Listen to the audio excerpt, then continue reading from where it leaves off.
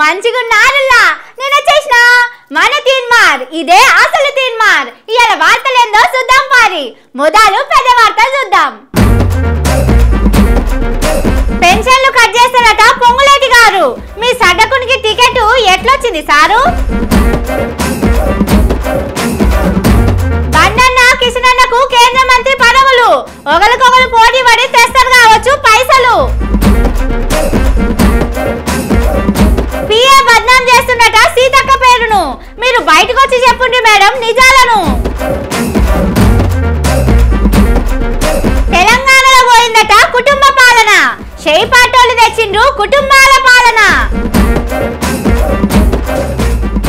మన రాష్ట్రంలో మాయమైన పాలపిట్ట బీర్లు పక్క రాష్ట్రంలో దింపుతున్నారు లారీలకు లారీలు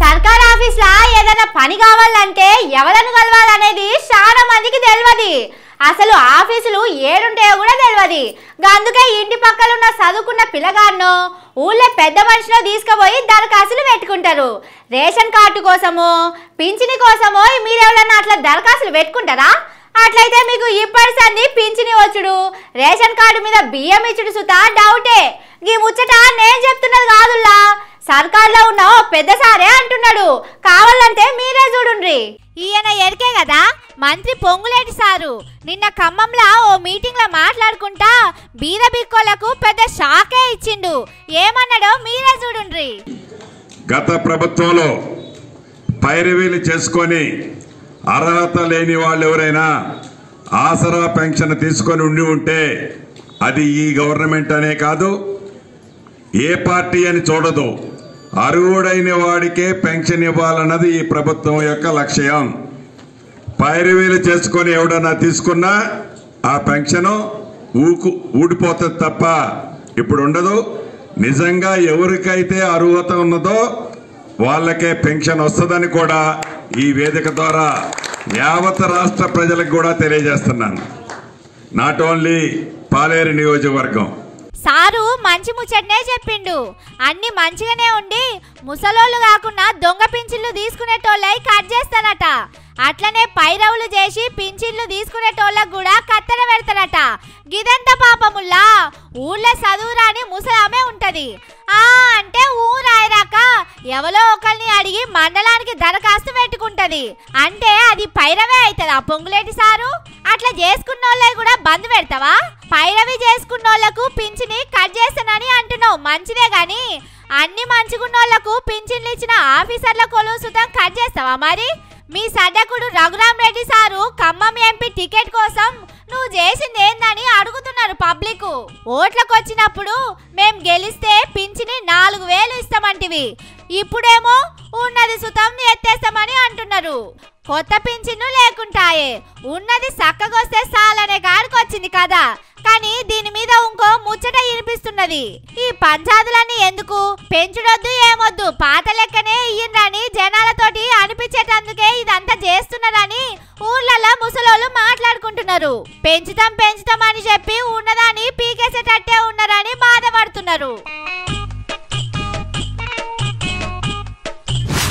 మన గల్లీలను కాలేజీలను ఏదైనా లొల్లి అయిందనుకోండి అక్కడ మన దిక్కు మాట్లాడేటోళ్ళు ఎక్కువ మంది ఉంటే మనం ఆగుతామా ఎవరన్నా ఏమన్నా అంటే ఏమనుకుంటున్నావు నా వెనక పొంటి ఎవరున్నారో తెలుసా అసలు నువ్వెంత నీకు అదంతరా బాయ్ అని గట్టిగా మాట్లాడతాం మన తెలంగాణకు అసొంటోళ్ళే ఇద్దరు వచ్చిండ్రు వచ్చుడైతే వచ్చిండ్రు కానీ వాళ్ళు మన దిక్కు ఉంటారా లేదా అనేది అనుమానం కొడుతున్నది దేశంలో డబుల్ ఇంజన్ కు పబ్లిక్ పంచర్ వేసే వరకు దోస్తులతో కలిసి ప్రధానమంత్రి కుర్చీలో కూర్చున్నాడు మోడీ సారు నిన్న మాపటిలి ప్రమాణ స్వీకారం చేసిండు ఆయనతోని తెలంగాణకెళ్ళి ఇద్దరికి కేంద్ర మంత్రి కుర్చీలు ఇచ్చిండు 5 ఏళ్ల కింద కిషనాల్ సార్ ఒక్కరికే మంత్రి పదవి ఇచ్చిండే మరి ఈసారి 8 మందిని గెలిపించారనే సంబరంతో చేసిండు లేకపోతే ఇయ్యాలేం వారమన్నా రేపేం వారమన్నా ఏ దేవుణ్ణి మొక్కుతామన్నా అని పబ్లిక్ కు నేర్పించినందుకు చేసిండో తెలియదు గాని బంజన్నను కూడా కేంద్ర మంత్రిని చేసిండు మోడీ సారు ఇక ఈ ముచ్చట ఎరకగానే కరీంనగర్ వాళ్ళు బంజన్న అభిమానులు మస్తు కుషాయిండ్రట రాష్ట్రంలో కుర్చీ వీకేసిన ఢిల్లీలో జరంత పెద్ద కుర్చీ ఇచ్చిరని సంబరపడ్డారట పోయినసారి కిషనాల్ సార్ తెచ్చిన దానికంటే 200 ఎక్కువనే పట్టుకురావాలని అంటున్నారట కిషనాల్ సార్ తెచ్చినాయంటే పుసుకున్న కుర్కురే ప్యాకెట్లు సింటెక్స్ నీళ్ల ట్యాంకులు లిఫ్ట్లు అనుకునేరు అవి కాదుల్లో నిధులు తేవాలని అడుగుతున్నారు పబ్లిక్ కోసం అంటే బండి సారు మస్తు కష్టపడతాడు. గందుకే మొన్న ఎలక్షన్ల ముంగట సిమెంట్ రోడ్ లేపించిండు, కరెంటు పోల్ లేపించిండు, మానేరు వాగుకు డెవలప్మెంట్ పైసలు తెచ్చిండు, నవోదయ బడులు సుతం పట్టుకొచ్చిండు. పబ్లిక్ కార్యకర్తలు అడగ ముందుకే ఊర్ల కోసం మస్తు పైసలు ఇచ్చిండట సారు. మరి గంత గొప్ప సారు ఇప్పుడు కేంద్ర మంత్రి అయినాక ఉట్టినే ఉంటాడా చెప్పుండ్రి? మోడీ సార్తో పంచాయతీ పెట్టుకునైనా సరే 1000 కోట్లు పట్టుకొస్తారని ఆయన అభిమానులు అంటున్నారు. 5 ఏళ్ల కేంద్రం వాళ్ళు ఇచ్చిన 5 కోట్లు ఖర్చు పెట్టకున్నా ఈ తాపకు 1000 కోట్లు పట్టుకొచ్చుడు పక్కా అని చెప్తున్నారు. ఇటు కిషనాల్ సార్ ఏమన్నా తక్కువనా? పోయిన 5 ఏళ్లలో చేసిన దానికంటే ఎక్కువనే చేస్తారట. అంటే ఒక్క కుర్కురే ప్యాకెట్లు ఇచ్చిన కాడ 4 ఇచ్చుడు, ఒక్క ట్యాంక్ ఓపెన్ చేసిన కాడ 4 ఓపెన్ చేసుడు కాదు, పైసలు తెస్తారట సారు. పైసలు ఎందుకైనా మంచిది ఢిల్లీకి వెళ్ళి పైసలు పట్టుకొచ్చినప్పుడు జర పైలం సారు ఆయన మీది మోటార్లకి వెళ్ళి గాలికి ఎగిరిపోగల్లా, వేరేటోళ్ళు అందుకపోతారు. మళ్ళా వీటికి వచ్చినాక పబ్లిక్ ను మిమ్మల మాటలు అంటారు. పోయిన 5 ఏళ్లలో మీరు తెచ్చిన పైసలతో ఎన్ని పనులు చేసిర్రు? ఇప్పుడు పైసలు పోయినాయంటే మీరు మొదలు పెట్టే పనులు 7 అని ఆగిపోతాయి. మళ్ళా చూసుకోరు జరా. ఎవరైనా దొంగతనం చేస్తే పోలీసు వాళ్ళు దొరకబట్టి పొట్టు కొడతారు, జైలు వేస్తారు. సర్కార్ ఆఫీసర్లు తప్పు చేస్తే వాళ్ళను అరెస్ట్ చేసి జైల్లో పెడతారు. రాజకీయంలో ఉన్నోళ్ళు తప్పు చేసి దొరికినా జైలు వేస్తారు. ఇట్లా ఎవరు తప్పు చేసినా జైలుకు తోలుతారు. కానీ మన తాన ఒక కొత్త శిక్ష వచ్చింది. ఎంత పెద్ద తప్పు చేసినా జైలుకు పోవడం ఉండదట. అగో అదేంది అట్టెట్లా ఉంటదని పరేషాన్ రైతురా. ఇక చూడుండ్రి. ఆయన సునీత్ రెడ్డి సరే పర్సనల్ పిఏగా పెట్టుకున్నప్పుడు ఆయన ఫోన్ చేసి విడిపించండి అన్నప్పుడు విడిపించండి చెప్పినప్పుడు ఆ విషయం అక్కకు తెలిసి ప్రభుత్వానికి కాకుండా లీగల్ కాకుండా ఇల్లీగల్ ఏ వ్యవహారం చేయొద్దు ఆమెకు తెలియకుండా అనే ఆలోచన మీద ఆమె తీసేసింది కదా. ఆ విషయం అక్క దృష్టికి రాలేదు, అక్కకు తెలియదు. ఆయన చేసిండని ఇప్పుడు ఆయన చేసిండు అని తెలిసిన బట్టి ఆయన తీసేసింది. విన్నారు కదా, తప్పు చేస్తే పిఏను సస్పెండ్ చేస్తే ఓడిచిపోతుందట. ఇది ఎవరి గురించి అనుకుంటున్నారు? మన మంత్రి సీతక్క ఉన్నారు కదా, ఆ మేడం గురించే. అప్పట్లో ఉష్క లారీలు దొరికితే మేడం వాళ్ళ పిఏ సుజిత్ రెడ్డి పోలీసు వాళ్ళకు ఫోన్ చేసిండు, బండ్లు ఈడ్చిపెట్టమని బెదిరించిండు. కానీ పోలీసు వాళ్ళు బండ్లు ఈడ్చిపెట్టలే, తీసుకుపోయి స్టేషన్లో పెట్టిండ్రు. కానీ స్టేషన్ పోయినాక ఆడికెంచి 7 లారీలు మాయమైనాయి, ఇప్పటిదాకా జాడలేవు. మళ్ళా నిన్నయాల ములుగుల మస్తు ఉసుక బండ్లు నడుస్తున్నాయి. దీని మీద తెలంగాణ పేపర్ల వార్త రాస్తే ఇగో ఇట్లా సీతక్కోళ్ళ మనిషి ఫోన్ చేసి ధమ్కి ఇచ్చిండు. అంతా మంచిగానే ఉన్నది కానీ అన్న అప్పట్లో మాయమైన ఉసుక లారీల సంగతి ఏందని అడిగితే పిఏను తీసేసినాం, కేసు ఓడిపోయిందని అంటున్నాడు. అంటే ఉసుక దొంగ రవాణా చేసినందుకు కేసు లేదు, పోలీసు వాళ్ళు లేరు, ఏం లేదు, పిఏను తీసేస్తే ఓడిపోతుంది అన్నట్టు. అంటే రేపు ఎవరన్నా లీడర్లు తప్పు చేసినా పిఏలను తీసేస్తే కేసు మాఫీ అయిపోతుందా అని పబ్లిక్ అడుగుతున్నారు. ఈ ముచ్చట ఇట్లుంటే ఇవాళ సుతం ములుగులో మళ్ళీ 18 ఉసుక లారీలు దొరికినాయి. అప్పట్లంటే మేడానికి తెలియకుండా వాళ్ళ పిఏ దందా నడిపించిండు. మరి ఆయనను పీకేసినాక కూడా బండ్లు నడుస్తున్నాయి అంటే ఏదో డౌట్ కొడుతున్నది. మేడంకు తెలియకుండా మళ్ళీ అలా పిఏ వచ్చి దందా నడిపిస్తున్నాడు కావచ్చు. ఎందుకంటే అప్పట్లో కేసు పెట్టి జైలుకు తోలలే, బయటనే ఉన్నాడాయే. గందుకే సీతక్క గారు జర ఇప్పుడన్నా మీరు బయటకు వచ్చి ఉష్క లారీలతోటి మీకు ఏం సంబంధం లేదని చెప్పుండ్రి. మళ్ళీ పారి స్టేషన్లకు వెళ్ళి లారీలు మాయం కాకుండా పోలీసు వాళ్లకు జనంత గట్టిగా వార్నింగ్ ఇయ్యుండ్రి. లేకపోతే సోషల్ మీడియాలో మళ్ళీ మీ మీద లేని రాతలు రాస్తారు. మీరు మంచోళ్లే, మా అందరికీ ఎరికే, కానీ మీ పిఏ చేసిన పనికి ఊకూకే మీ మీదకి వస్తున్నది. ఈ ముచ్చట్ల మాకు సుతం మస్తు బాధ అవుతున్నది. అందుకే ఒక పారొచ్చి మీ పిఏ మీది కేసులు ఎందాకొచ్చింది, మాయమైన లారీలు ఏమైనాయి, ఇప్పుడు దొరికిన లారీలు ఎవలే అనే ముచ్చట చెప్పి పోండ్రి. ఈ తాప ఎవలన్నా ఉష్క లారీలతోటి దొరికితే పోలీసు వాళ్ళు వాళ్ళని దొరకబట్టి కోదండం వేస్తారు. మీకు కూడా చెడ్డ పేరు రాకుండా ఉంటది.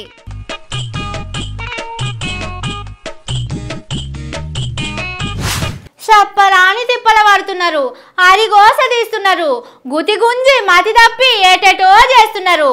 ఒక్కడుంటే ఇయ్యన్నా, అయ్యో ఒక్కడి కూడా లేదా అని ఒక్కదాని కోసం 7-8 దుకాణాలు తిరిగి దొరకలేదని ముఖం మార్చుకుంటున్నాడు. ఎక్కడ పోయారా నా పచ్చడి చిలక అని పాటలు పాడుకుంటున్నారు. ఇన్ని దినాలకు దాని జాడ దొరికిందట. మందు బాబుల కడుపు సల్ల చేసే పాలపిట్ట ఇన్నుద్దులకు దొరికిందుల్లా. పాపం ఎండాకాలం మొదలైన కాంచెల్లి భూతద్దాలు పెట్టి ఎంకులాడుతుంటే ఇప్పుడు దొరికిందట. కొత్త సర్కారు వచ్చినాక రాష్ట్రంలో మొత్తం కొత్త మందే దించుతున్నారు. ఇక ఎండాకాలంలో బీర్లు ఎక్కువ తాగుతారాయే, అందులో సుతం 1-2 కంపెనీల బీర్లే ఎక్కువ తాగుతారు. కానీ అవిటికే కాలడ్డం పెట్టిర్రు సర్కారోళ్ళు, అన్ని కొత్త కొత్త బీర్లు పట్టుకొచ్చిర్రు. ఇదేందని అడిగితే ఆ కంపెనీ వాళ్ళే ఇస్తలేరని మాటలు చెప్పిండ్రు. కానీ ఇక చూడుండ్రి,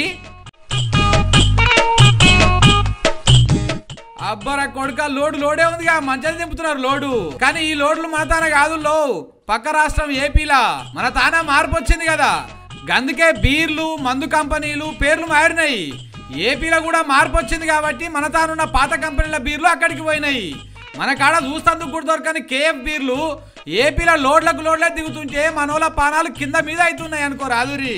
మన తాన కూడా వచ్చినాయి కావచ్చు అని తాగుడు అలవాటు ఉన్న వాళ్ళు దుకాణాలకు పోయి అడిగితే వాళ్ళు ఏమంటున్నారో మీరే చూడండి. అన్న కేఫ్ లైట్ ఉందా? కేఫ్ ఉందా బ్రో? అన్న కేఫ్ ఉందా? అన్న కేఫ్ లైట్ ఉందా? అన్న కేఫ్ లైట్ ఉందా?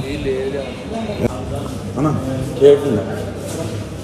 అన్న కేఫ్ లేదా? కేఫ్ ఉందా? కేఫ్. ఇది కథ. పక్క రాష్ట్రంలో మస్తు దొరుకుతున్నాయి, మన తాన దొరుకుతలేవు కేఎఫ్ లైట్లు. ఇక ఏదో ఒకటి తాగుదామని పోతున్నారట. కానీ అవి ఎట్లున్నాయో ఈ అన్న చెప్తాడు చూడుండ్రి. ఇక బిర్యానీ అనే ఈ లేటెస్ట్ ఆనిముత్యాన్ని టేస్ట్ చేయబోతున్నాం. ఇందులో మీరు చూడొచ్చు చక్కగా అన్ని మసాలా దినుసులు, యాలకులు, లవంగాలు, ఎండుమిర్చి, పుదీనా, బిర్యానీ స్టార్ పువ్వు అన్ని అయితే ఉన్నాయి. మరి దీని టేస్ట్ ఎలా ఉందో ఇప్పుడే మేము చూసి చెప్తాను.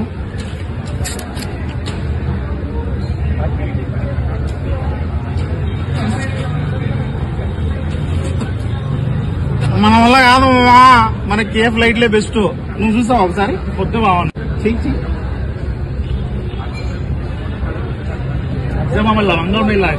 లవంగాలు ఉన్నాయా? లవంగాలు ఉన్నాయి ఒకటి. వద్దు బ్రో, నాట్ ప్రిఫరబుల్. బిర్యానీ అని పట్టుకొచ్చిన కొత్త బీరు నిజంగానే బిర్యానీ లెక్క లవంగాలు మసాలాల రుచి వస్తున్నదట. అప్పట్లో కరోనా వచ్చినప్పుడు రోజు కషాయం తాగమని డాక్టర్లు చెప్పారు కదా. ఇక ఇప్పట్లో మళ్ళా కరోనా వస్తే ఈ బీర్ తాగితే సరిపోతుంది కావచ్చు. కానీ తక్కువ రేట్లున్న పాత బీర్లు బంద్ చేసి కొత్తవి పట్టుకొచ్చి ఎక్కువ పైసలు వసూలు చేస్తున్నారని తాగుడు అలవాటు ఉన్న వాళ్ళు అంటున్నారు. ఇక ఇది కూడా ట్యాక్స్ల వసూలు కథే ఉన్నట్టున్నదని మాట్లాడుకుంటున్నారు. ఇప్పుడేమో బీర్ కంపెనీలు మార్చి సీసా మీద 70 రూపాయలు ఎక్కువ గుంజుతున్నారని సోషల్ మీడియాలో మస్తు కోపం చేస్తున్నారు. మార్పు అంటే ఇట్లా మందు కంపెనీ పేరు మార్చి, మందు రేటు మార్చి, మా నోర్ల టేస్ట్ మార్చి, మంచిగున్న మా పానాలు కూడా మార్చి మట్ల కలుపుడేనా సారు అని అడుగుతున్నారు.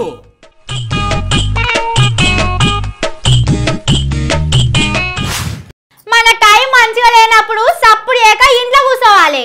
ఎచ్చులకు బయటికి పోయి ఏందో చేద్దాం అనుకుంటే ఇంకేందో అవుతుంది. నలుగుట్ల నవ్వుల పాలయ్యే కథ అవుతుంది. 10 మందిలా పరువు పోతుంది. ఓసారుకు ఇట్లనే అయింది. ఏందో చేద్దామని పోతే ఇంకేందో అయింది. దెబ్బకు సోషల్ మీడియాలో సెలబ్రిటీ అయిపోయింది సారు. ఆ కథ ఏందో అరుచుకుందాం పండ్రి. మందుల సామేలు సారు గురించి మొన్ననే చెప్పుకున్నాం కదా. ఉసుక దందా చేస్తున్నాడని అలా చేయి పాట ఆయననే లొల్లి చేసిండు. లారీలకు లారీలు ఉసుక ఎత్తుకపోతున్నారన్నాడు. క్వారీతానికి పోయి లారీలను కూడా చూపెట్టిండు. దీంతో సామేలు సారు దెబ్బకు బయటికి ఉరికొచ్చిండు.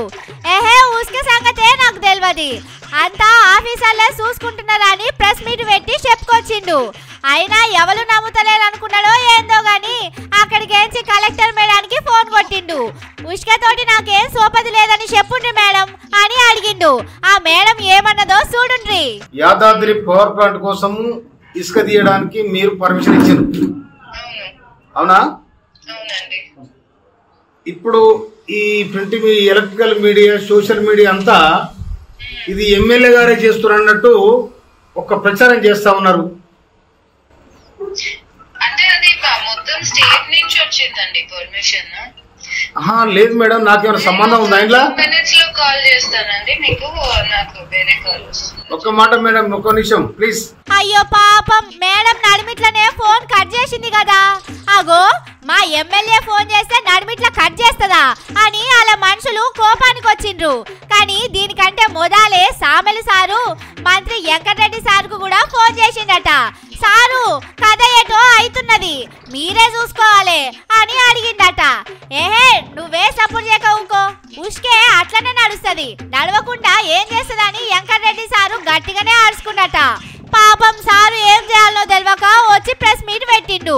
ఇక ఇవన్నీ చూసినోళ్ళు మాత్రం ఈ పంచాయతీలా సామల సారు ఒక్కడే కాదు, ఇంకా పెద్ద పెద్దోళ్ళు చాలా మంది చేతులున్నాయని మాట్లాడుకుంటున్నారు. ఎమ్మెల్యే సార్ తప్పించుకుంటానికి విలేకరులతోని మాట్లాడి అందరినీ ఇరికిచ్చిందని నల్గొండ పెద్ద లీడర్లు లోపల లోపల అనుకుంటున్నారట.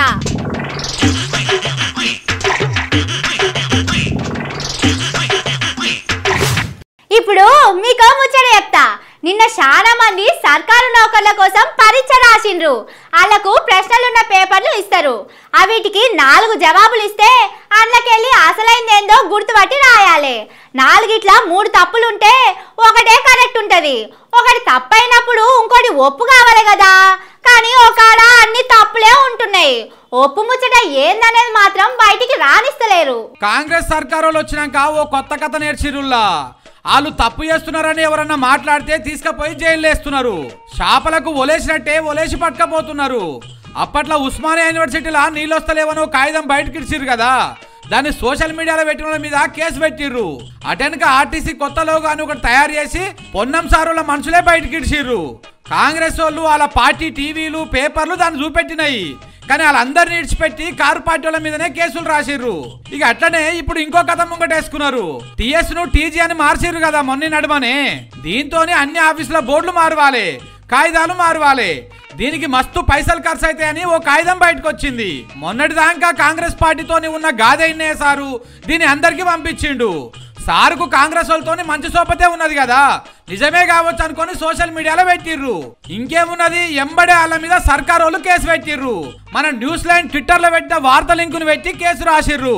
అది తప్పు ముచ్చటైతే కేసు రాసుడు కరెక్టే, కానీ సార్లు పేర్లు మార్చేందుకు ఎంతో కొంత ఖర్చు అవుతుంది కదా, మరి ఆ లెక్క ఎందుకు చెప్తలేరు? దాన్ని ఎందుకు దాచిపెడుతున్నారు? ఎన్నో కొన్ని పైసలు అయితే ఖర్చు అవుతాయి కదా, మరి ఆ లెక్క సంగతి ఏంది?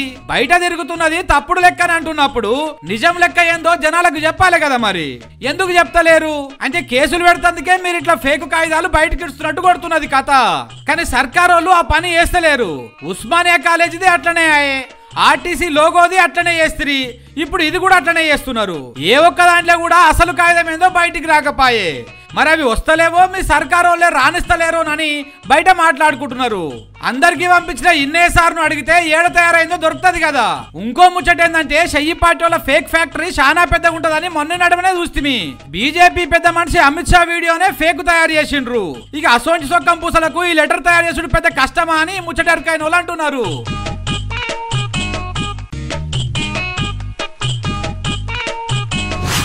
వాళ్ళ లెక్క మా పార్టీల కుటుంబ పాలన ఉండదు. అసలు రాజకీయం, అసలు సేవ అంటే మాది. కుటుంబ పాలన అనే వాసనే ఉండదని ఇందిరమ్మ ఇంటి పార్టీలు వాళ్ళ పార్టీలు ఉన్న లీడర్లు చెప్పుకున్నారు. కానీ మోక మీదకి వచ్చే వరకు కథ మొత్తం ఉల్టా పల్టా అయింది. చెప్పింది ఒకటి, చేస్తున్నది ఇంకొకటి. కుటుంబ పాలన నశించాలి, కుటుంబ పాలన నశించాలి అని అయాల నినాదాలు చేసిన వాళ్ళు ఇప్పుడు ఏం చేస్తున్నారో చూడండి. ఎంపీగా గెలిచిన జానారెడ్డి సారు కొడుకు, ఎంపీగా గెలిచిన కడియం సారు బిడ్డ, ఎంపీగా గెలిచిన V6 వివేక్ సారు కొడుకు, ఇట్లా చాలా మందే ఉన్నారు. అప్పట్లో కుటుంబ పాలన అన్నోళ్ళు ఇప్పుడు కుటుంబాల పాలన చేస్తున్నారు. ఒక్క కుటుంబాన్ని దించేసి చాలా కుటుంబాలను తీసుకొచ్చి కుర్చీలో కూర్చోబెట్టినాం. మనం మీద కూర్చున్న ముగ్గురే కాదు, ఇంకా చాలా మంది ఉన్నారు. చూపిస్తా చూడుండ్రి. మంత్రి పొంగులేడి సారు సడ్డుకుడు రఘురామ్ రెడ్డి సారు ఖమ్మంలో గెలిచి ఎంపీ అయిండు. జానారెడ్డికి ఓ కొడుకు ఎంపీ అయితే అంతకు మొదలే ఇంకో కొడుకు ఎమ్మెల్యే అయిండు.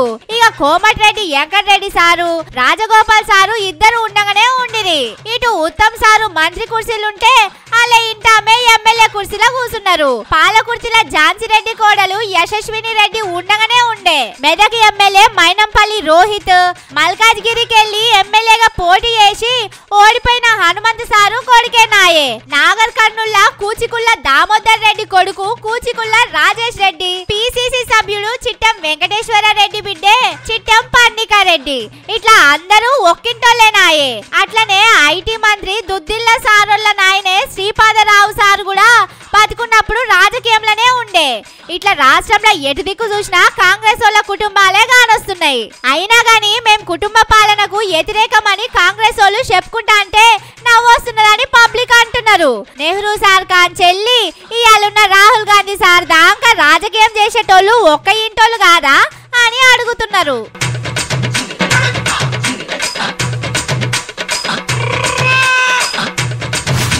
అసలు భూముల పంచాలంతా దాంతోనే. కేసీఆర్ కావాలనే భూములను ఆగం చేయనికే గీ కొత్త కథ పెట్టిండు. అసలుకైతే గీ ధరణి అనేది మనకు అక్కడికి వచ్చేది కాదన్నారు. మేము కుర్చీలో కూర్చుంటే దాన్ని తీసి సముద్రంలో వాడేస్తామని మస్తు ముచ్చట్లు చెప్పిర్రు. కారు పాటోళ్ళు మన భూములు ఆగం చేసిండ్రు. మేము దాన్ని పీకేసి అన్ని చక్కగా చేస్తామని చెప్పుకొచ్చిండ్రు. మరి కుర్చీలో కూర్చున్నాక ఏం చేసిండ్రో ఎరికేనా?